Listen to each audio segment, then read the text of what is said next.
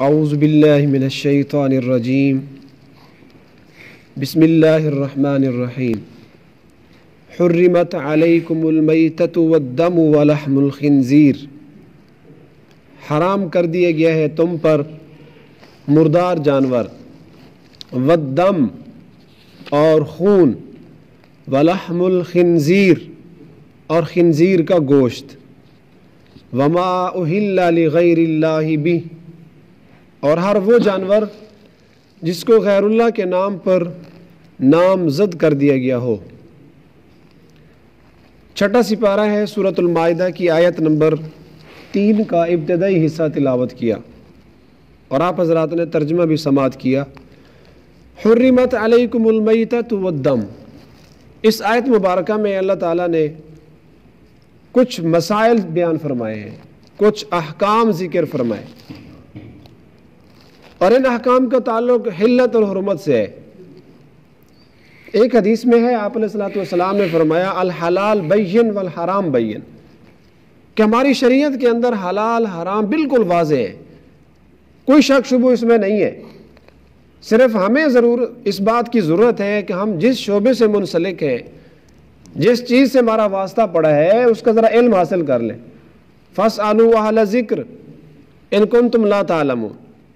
اگر کوئی مسئلہ معلوم نہیں ہے تو کسی قریبی مفتی صاحب سے، کسی عالم دین سے اس بات کو پوچھ کر پھر وہ بزنس، پھر وہ تجارت شروع کرے، پھر اس چیز کی خرید و فروخت کرے۔ وما بینہما مشتبہات، فرمایا حلال بھی واضح ہے، حرام بھی واضح ہے، البتہ اس کے درمیان میں بعض چیزیں مشتبہ ہوتی ہیں، جس کے بارے میں شک پڑ جائے تو آپ نے فرمایا فاتقوا، بہرحال اس سے پرہیز کر لو، اس سے بچنا بہتر ہے۔ تو کچھ چیزیں ہماری شریعت میں اللہ تعالیٰ نے حرام قرار دی ہیں، انہی چیزوں کو اللہ اس آیت میں بیان فرما رہے ہیں۔ حرمت علیکم المیتہ، تمہارے پر حرام کر دیا گیا ہے جانور۔ کون سا جانور؟ مردار۔ میتہ اس جانور کو کہا جاتا ہے جو بغیر ذبح کے خود بخود مر جائے، اس کو ذبح نہ کیا جائے،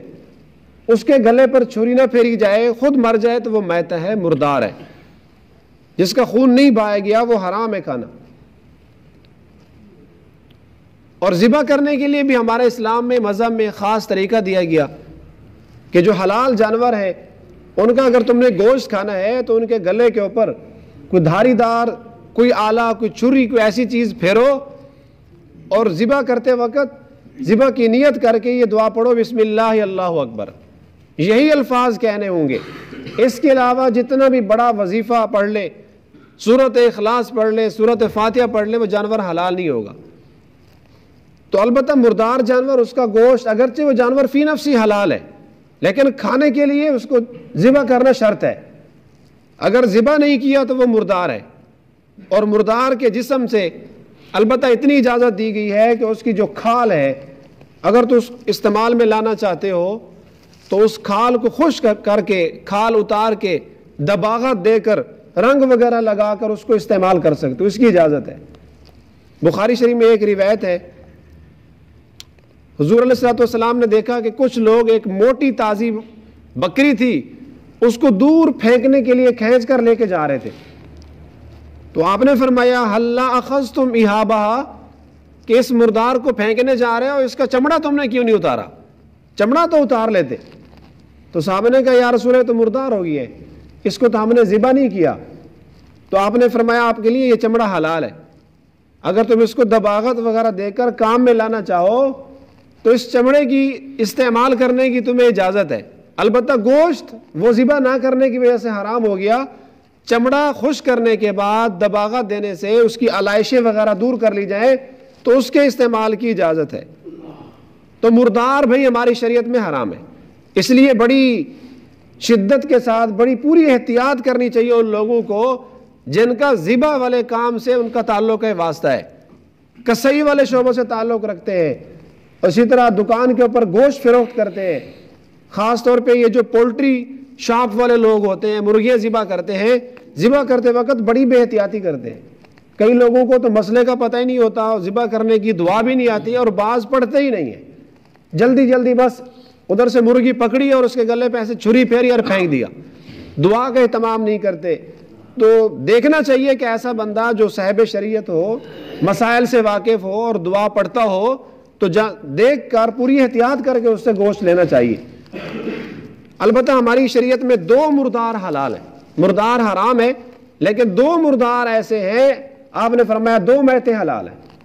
قال النبی صلی اللہ علیہ وسلم احلت لنا المیتتان، 2 مردار 2 میتیں ہماری شریعت میں حلال ہیں، الحوت والجراد۔ نمبر 1 مچھلی، یہ ایسا مردار ہے، اگر مردار کا مطلب اگر اس کو ہم نے شکار کیے ہے اور اس کو ذبح نہیں کیا ویسے ہی کھا لیں اس کا گوشت بنا کے تو اس کے استعمال کی اجازت ہے۔ والجرد دوسرا ٹڈی، تو مچھلی اور ٹڈی یہ بغیر ذبح کیے بھی حلال ہے۔ یہی وجہ ہے کہ اگر مچھلی کسی کافر سے بھی لے لی جائے تو اس کے کھانے کی شرعاً اجازت ہے۔ ویسے جو کافر ہے وہ ذبح کا اہل نہیں ہے، کافر کسی چیز کو ذبح کرے گا، کسی جانور کے گلے پہ چھری پھیر دے تو وہ جانور حلال نہیں ہوگا، چاہے وہ کوئی بھی کافر ہو، مرزائی ہے، قادیانی ہے، یہودی ہے، عیسائی ہے، رافضی ہے، کوئی صحابہ کرام پر سب و شتم کرنے والا، نعوذ باللہ حضرات صحابہ کرام کو معاذ اللہ برا بھلا کہتا ہے، ان کے بارے میں غلط اس کے عقائد ہیں، تو یہ کافر بھی ذبح کا اہل نہیں ہے۔ کسی جانور کو ذبح کرے گا تو وہ حلال نہیں ہوگا، اس سے اگر گوشت خریدیں گے وہ حرام ہوگا۔ اس لیے دیکھنا چاہیے کہ یہ قصاب جہاں سے میں گوشت خرید رہا ہوں اس کا ایمان کیسا ہے، اس کا کیا عقیدہ ہے۔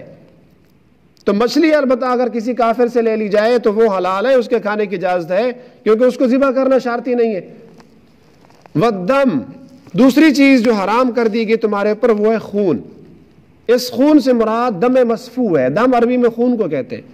اور یہاں دم سے مراد دم مسفوح، جیسا کہ اللہ نے 8ویں پارے میں بیان فرمایا او دم مسفوحا، جانور کو ذبح کرتے وقت اس کے گلے سے جو خون بہتا ہے وہ خون بھی تمہارے اوپر حرام ہے، اس کو کسی بھی طرح استعمال میں لانا جائز نہیں، نہ اندرونی طور پہ استعمال کر سکتے ہیں نہ بیرونی طور پہ، یعنی نہ اس کو کھا سکتے ہیں کسی بھی اعتبار سے اور نہ ہی اس کو جسم کے اوپر کسی مقصد کے لیے مل سکتے ہیں۔ تو دم مسفوح خون بھی تمہارے اوپر حرام کر دیا گیا۔ ولحم الخنزیر، تیسری چیز جو حرام ہے، تیسرا مسئلہ جو اللہ نے بیان فرمایا وہ جانوروں میں سے ایک جانور خنزیر ہے۔ خنزیر یہ نجس العین ہے۔ یہاں اللہ نے اگرچہ گوشت کا ذکر کیا کہ خنزیر کا گوشت بھی حرام ہے، چونکہ عموماً کھایا گوشت ہی جاتا ہے، ورنہ خنزیر اس کا پورا جسم نجس العین ہے، اس کے بال، اس کی ہڈیاں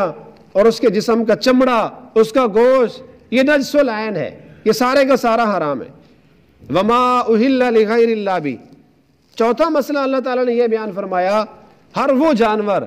بلکہ ہر وہ چیز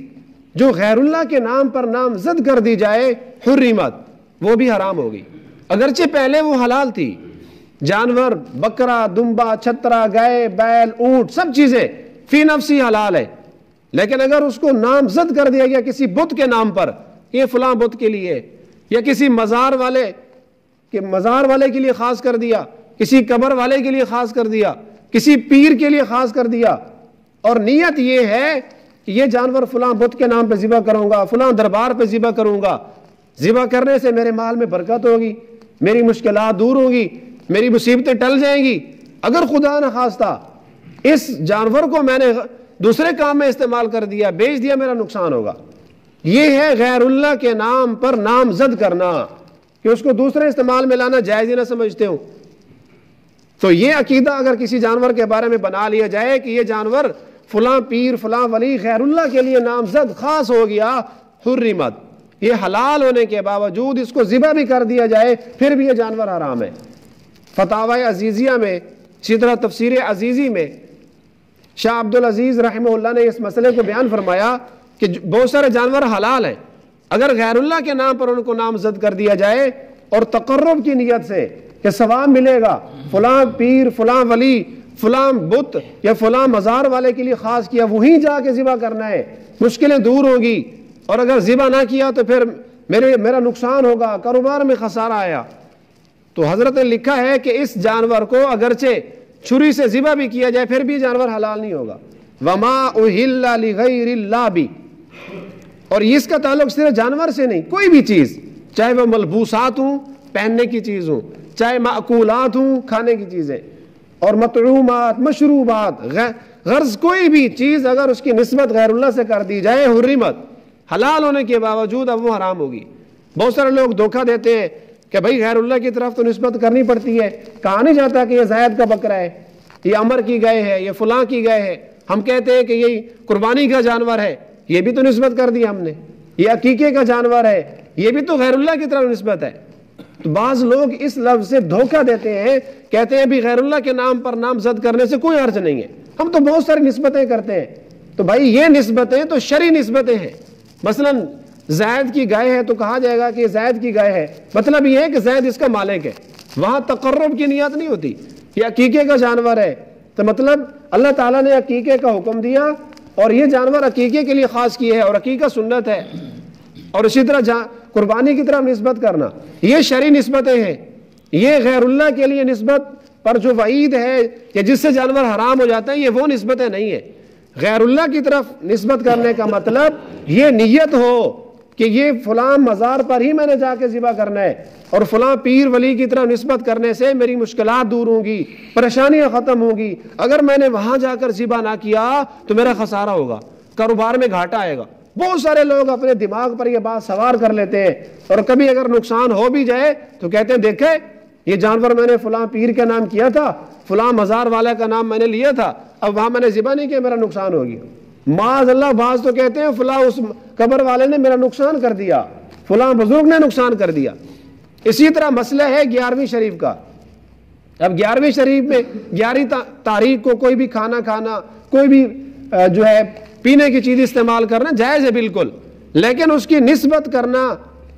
ایک خاص دن کی طرف اور خاص یہ نام نیت کرنا کہ پیران پیر حضرت عبد القادر جیلانی رحمہ اللہ کے نام پر میں یہ صدقہ خیرات کر رہا ہوں،